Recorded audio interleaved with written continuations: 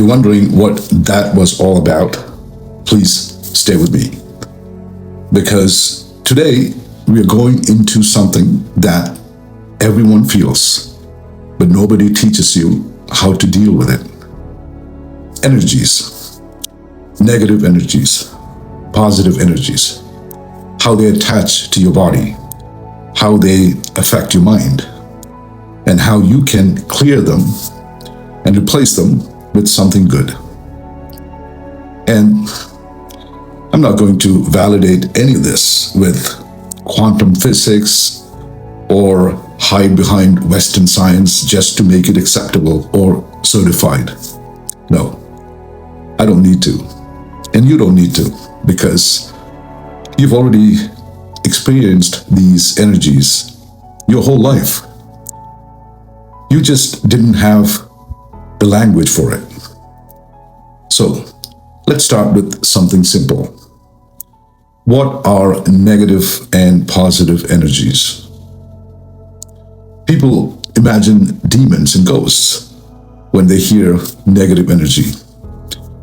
And when they hear positive energy, they think it's just feeling happy or relaxed.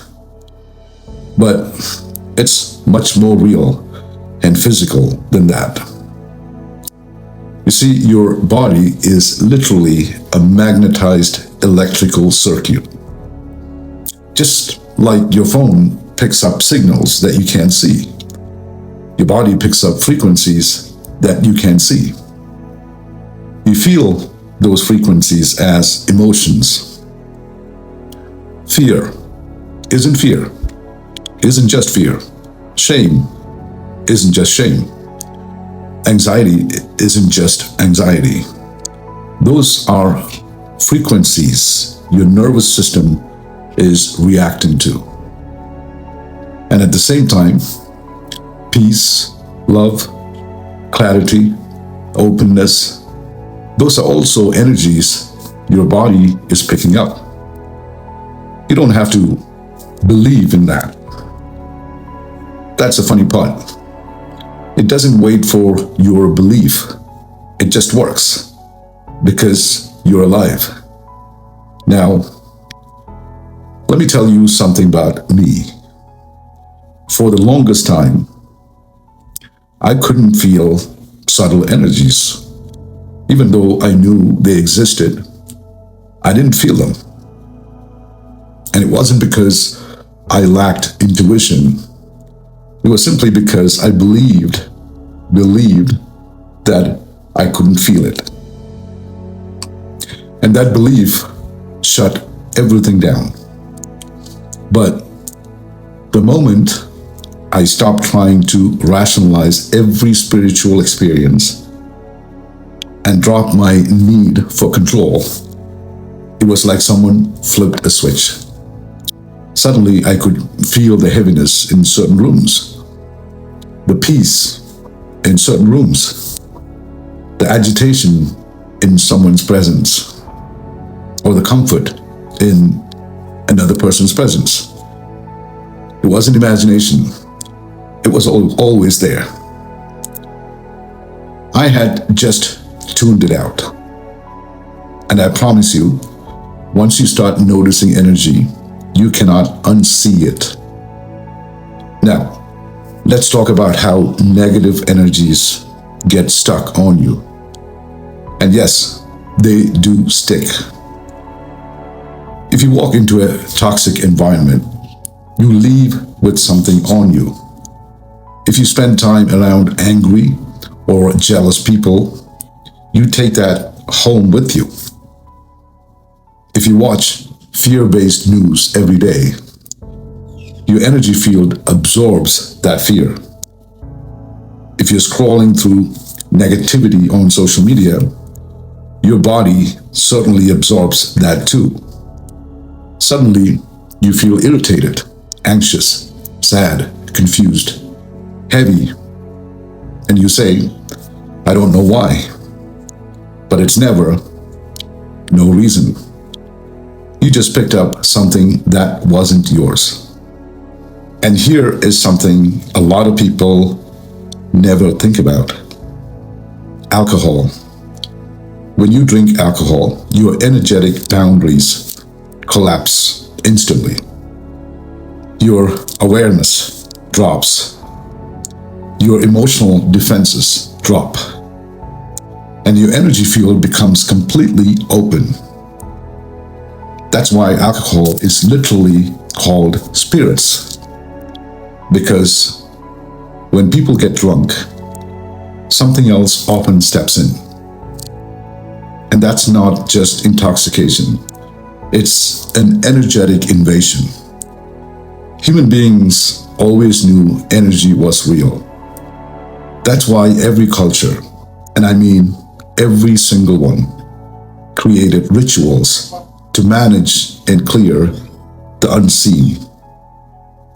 African traditions have their own way of clearing the space using salt, herbs, eggs, and smoke.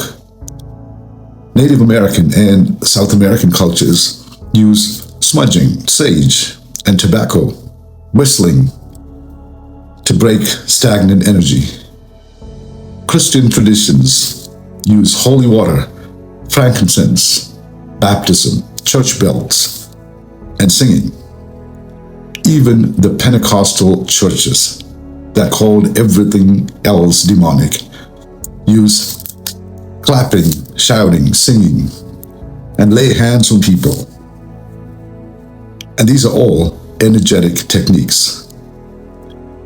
Muslim traditions purify themselves through rituals, washing, through recitation, through prayers. Hindu traditions use fire, camphor, incense, chanting, sacred symbols, gemstones, everything from black tourmaline to selenite. Every culture found its own language for cleansing energy, because every culture understood the same truth, that energy is real. Energy sticks, and energy can be cleared. Now, do these rituals work? Yes, but only if you activate the one ingredient that makes everything work, and that is your intention. You can wave sage all day, but if your mind is scattered, nothing will change. You can chant a mantra, but if your heart is disconnected, it becomes just empty sound. You can pray, but if your intention isn't behind the prayer, it's just words. So, intention is what makes the tool come alive. In Vedic culture, we call this sankalpa. Sankalpa means a focused mental command. And when Jesus spoke about faith, the size of a mustard seed, he wasn't talking about blind belief. I don't believe so. He was talking about focused intention, the ability to direct your consciousness deliberately. So, intention is God expressing itself through you. Intention is creation. Let me share what I personally do to clear energy. I keep a sacred space at home with a lamp or a fire burning. Fire, because fire cuts through negative instantly. I chant mantras because sound vibrations clears energy faster than anything. I burn oud wood, frankincense, sage, and camphor, and I can immediately feel the shift in the room. And I use water intentionally. Even something as simple as taking a shower becomes like a cleansing ritual for me, when you do it with awareness. And recently, I've been using selenite crystals. You can sweep it around your body like a comb, and you can literally feel the energy becoming lighter. But again, none of this works if your intention is weak. You are the battery. You power the tool. The ritual is just the amplifier. So I hope after watching this, you don't just understand energy intellectually. I hope you start feeling it. And I hope you learn to protect yourself, cleanse yourself, and strengthen your own field. Because your energy is sacred. Your intention is sacred. And the quality of your life is shaped by the quality of the energy that you carry. Namaste.